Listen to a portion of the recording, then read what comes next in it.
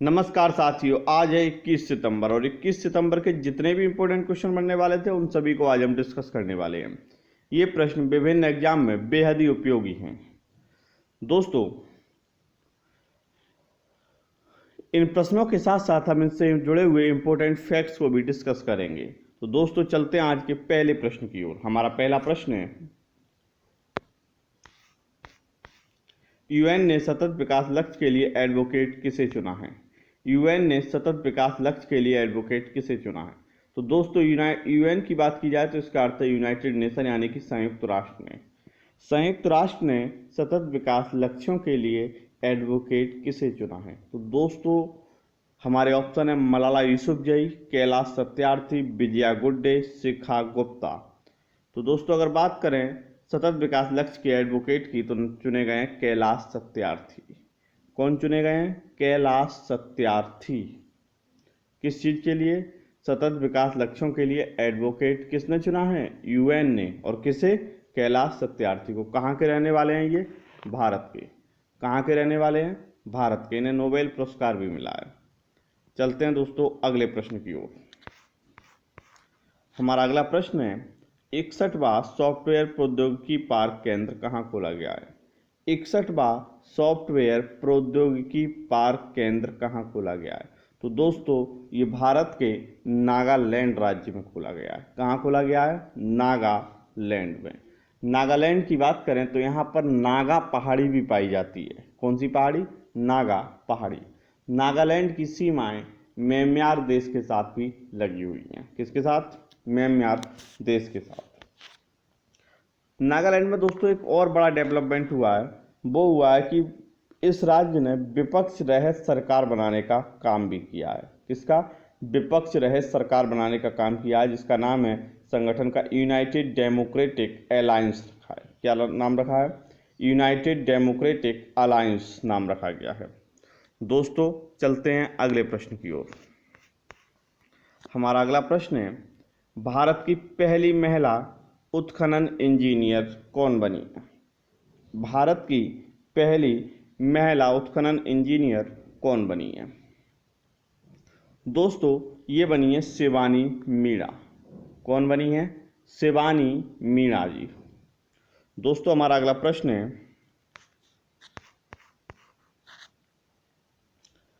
चरण सिंह चन्नी किस राज्य के मुख्यमंत्री बने हैं? दोस्तों, हाल फिलहाल में भी पंजाब के पूर्व सीएम अमरिंदर सिंह ने इस्तीफा दे दिया था। कहाँ के सीएम थे ये? पंजाब के। इन्हीं के स्थान पर कांग्रेस द्वारा चरण सिंह चन्नी को मुख्यमंत्री के लिए नॉमिनेट किया गया है और यही बने हैं पंजाब के मुख्यमंत्री। तो कुल मिलाकर चरण सिंह चन्नी किस दल से संबंधित हैं? कांग्रेस से। तो यहाँ पर किस दल की सरकार है? कांग्रेस दल की। मुख्यमंत्री कौन बना है पंजाब का? चरण सिंह चन्नी। पंजाब की सीमाएं पाकिस्तान के साथ भी लगती हैं। किसके साथ? पाकिस्तान के साथ। पंजाब का अर्थ है 5 नदियों का आव। कितनी नदियों का? 5 नदियों का आव। तो इसे क्या कहा जाता है? पंजाब। पंजाब की राजधानी चंडीगढ़ है। कहाँ पर है? चंडीगढ़। और चंडीगढ़ की बात करें तो ये एक स्वयं में भी केंद्र शासित प्रदेश है। क्या है? केंद्र शासित प्रदेश। चलते हैं दोस्तों अगले प्रश्न की ओर। हमारा अगला प्रश्न है, स्पिन योजना किस राज्य ने शुरू की है? स्पिन योजना की बात की जाए तो ये उत्तर प्रदेश सरकार द्वारा शुरू की गई है। किसके द्वारा? उत्तर प्रदेश सरकार द्वारा। ये कुम्हार समुदाय को सशक्त बनाने के लिए शुरू की गई है। किसके लिए? कुम्हार समुदाय के लिए सशक्त बनाने के लिए ये योजना शुरू की गई है। दोस्तों, हमारा अगला प्रश्न है, पेट्रापोल में नए यात्री भवन का उद्घाटन किया गया है। पेट्रापोल में नए यात्री भवन का उद्घाटन कहाँ किया गया है? तो दोस्तों, ये किया गया है बांग्लादेश में। कहाँ किया गया है? बांग्लादेश में। बांग्लादेश की बात करें तो हाल फिलहाल में कल मैंने बताया था कि बांग्लादेश की प्रधानमंत्री शेख हसीना और शेख रेहाना को गांधी शांति पुरस्कार भी दिया गया था। किसे? शेख हसीना और शेख रेहाना। किस उपलक्ष्य में दिया गया था? मुजीबुर रहमान को दिया गया था, लेकिन मुजीबुर रहमान की मृत्यु होने के कारण ये मिला उनकी बेटियों को। तो बेटी का नाम है शेख हसीना और शेख रेहाना। बांग्लादेश के राष्ट्रपति हैं अब्दुल हामिद। कौन है? अब्दुल हामिद। यहाँ की राजधानी ढाका है। कहाँ है? ढाका। यहाँ के मुद्रा का नाम टका है। क्या है? टका। बांग्लादेश की बात करें तो यहाँ पर एक दूसरा प्रमुख शहर है जिसका नाम है चटगांव। क्या नाम है? चटगांव। चलते हैं दोस्तों अगले प्रश्न की ओर। राष्ट्रीय आय से संबंधित आंकड़े कौन जारी करता है? राष्ट्रीय आय से संबंधित आंकड़े कौन जारी करता है? दोस्तों ये प्रश्न बेहद ही इंपॉर्टेंट है और इससे प्रश्न आने की संभावना अधिकतर रहती है। तो दोस्तों राष्ट्रीय आय से संबंधित आंकड़े केंद्रीय सांख्यिकी कार्यालय द्वारा जारी किए जाते हैं। किसके द्वारा? केंद्रीय सांख्यिकी कार्यालय द्वारा या केंद्रीय सांख्यिकी संगठन द्वारा, यानी कि CSO द्वारा। किसके द्वारा जारी किया जाता है?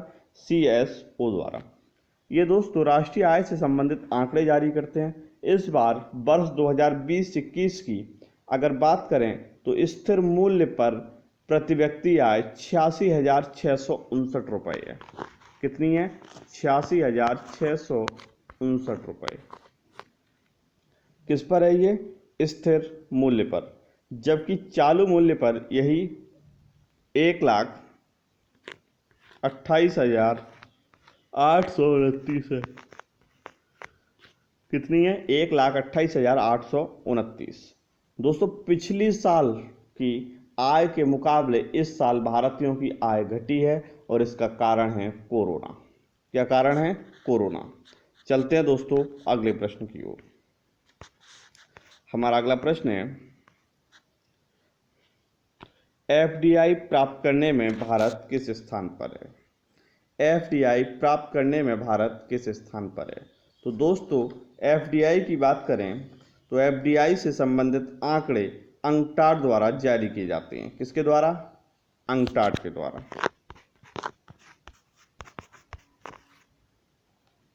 इस बार ये आंकड़े जारी किए गए और देखा गया कि भारत में अब काफ़ी सुधार हुआ और FDI प्राप्त करने में भारत 5वें स्थान पर पहुंच गया है।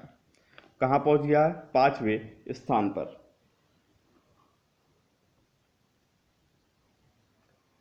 सबसे ज़्यादा FDI प्राप्त किया अमेरिका ने, उसके बाद चीन ने, फिर हांगकांग और उसके बाद सिंगापुर। भारत 5वें स्थान पर। तो सर्वाधिक किसने प्राप्त की? USA। दूसरे नंबर पर कौन है? चीन। कौन है? चीन। और 5वें नंबर पर कौन है? भारत। पूछा जाए तीसरा नंबर तो हांगकांग का, चौथा नंबर है सिंगापुर का। दोस्तों चलते हैं अगले प्रश्न की ओर। विदेशों से धन संप्रेषण के मामले में शीर्ष पर कौन है? दोस्तों ये बात हो रही है विदेशों से, तो विदेशों से पैसा सर्वाधिक किस देश में आता है, यानी कि किसके नागरिक ज़्यादा बाहर रहते हैं जो पैसा भारत को भेजते हैं? तो अगर यहाँ पर बात करें तो विदेशों से धन संप्रेषण के मामले में भारत शीर्ष पर है। कौन से स्थान पर है? भारत शीर्ष पर है। इसे 83.1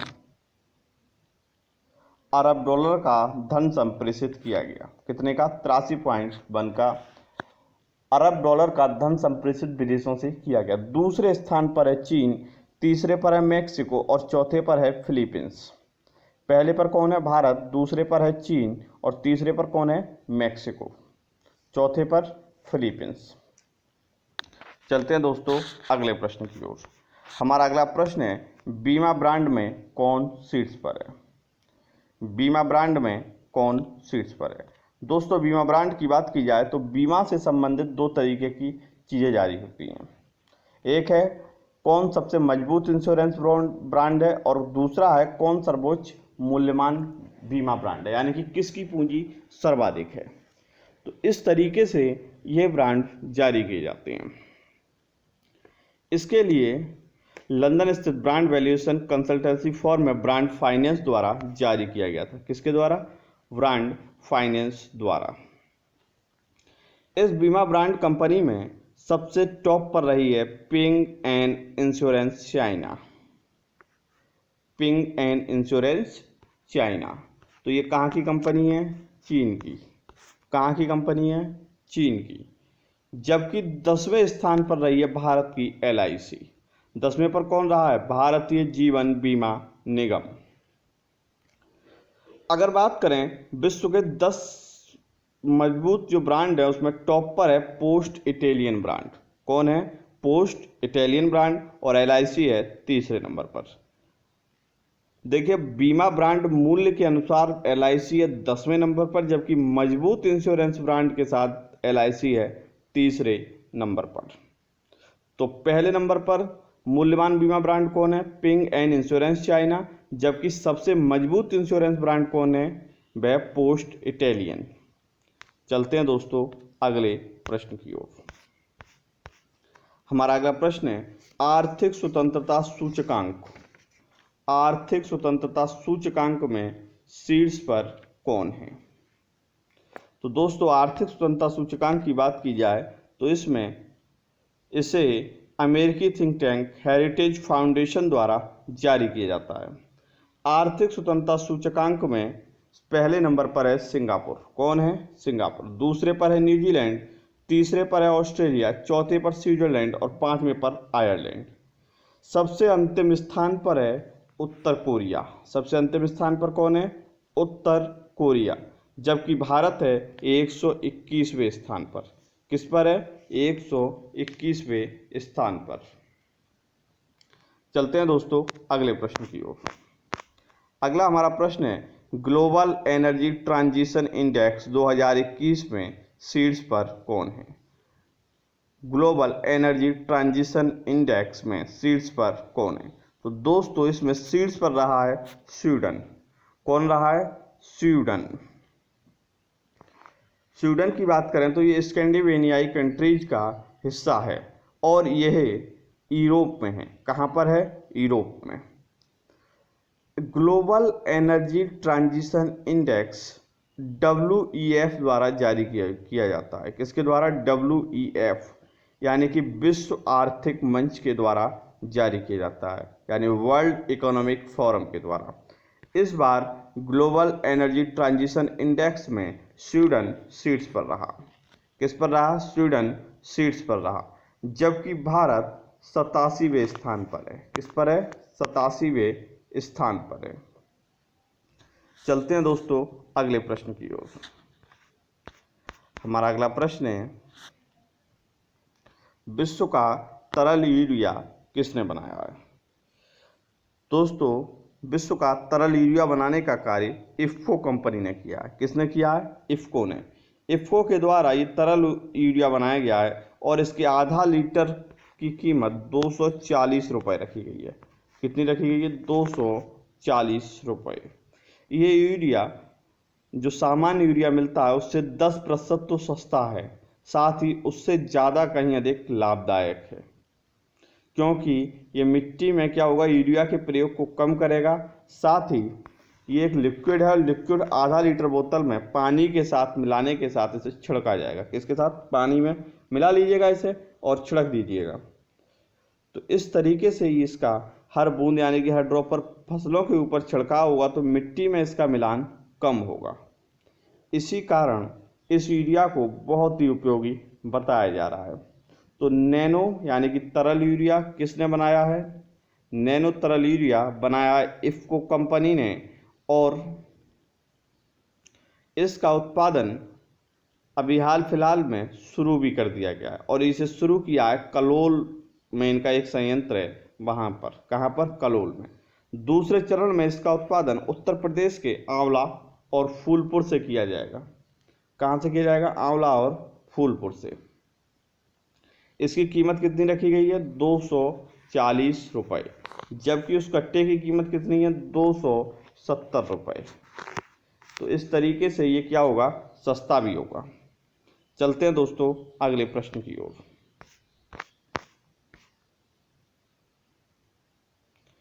सर्वाधिक विदेशी मुद्रा भंडार वाला देश कौन है? सर्वाधिक विदेशी मुद्रा भंडार वाला देश कौन है? तो दोस्तों अगर सर्वाधिक विदेशी मुद्रा भंडार की बात की जाए तो टॉप पर है चीन। कौन है? चीन। जबकि भारत अब चौथे स्थान पर है। भारत कौन से स्थान पर है? चौथे पर। पहले पर कौन है? चीन। दूसरे पर है जापान। दूसरे पर कौन है? जापान। तीसरे पर है स्विट्जरलैंड। तीसरे पर कौन है? स्विट्जरलैंड। और चौथे पर है भारत। भारत रूस को छोड़कर चौथे स्थान पर पहुंच गया है। सर्वाधिक विदेशी मुद्रा की बात करें तो सर्वाधिक चीन के पास 3222 बिलियन डॉलर है। कितने हैं? 3222 बिलियन डॉलर, जबकि भारतीयों के पास मात्र 608 बिलियन डॉलर है। तो सबसे ज़्यादा विदेशी मुद्रा भंडार किसके पास है? चीन के पास है। दोस्तों चलते हैं नेक्स्ट प्रश्न की ओर। हमारा अगला प्रश्न है, बिटकॉइन को लीगल दर्जा देने वाला दुनिया का पहला देश कौन बना है? तो दोस्तों बिटकॉइन एक क्रिप्टो करेंसी है। किस तरीके की करेंसी है? क्रिप्टो करेंसी है। तो इसको लीगल दर्जा देने वाला देश बना है सबसे पहले अल सल्वाडोर। कौन बना है?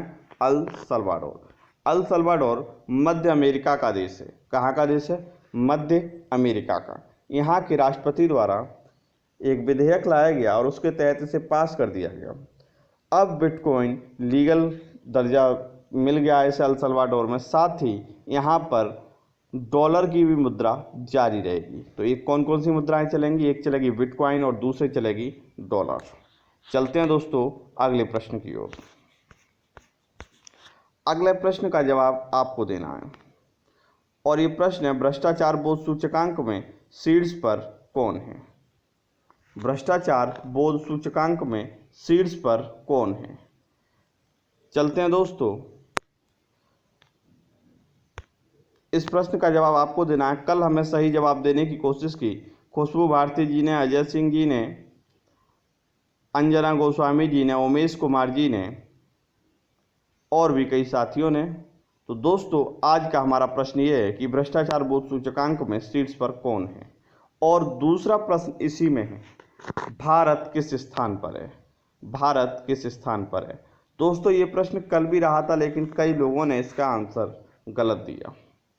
इसी कारण से इस प्रश्न को दोबारा रिपीट किया गया है और इसमें एक अंक और जोड़ दे रहा हूँ, भारत अब किस स्थान पर है?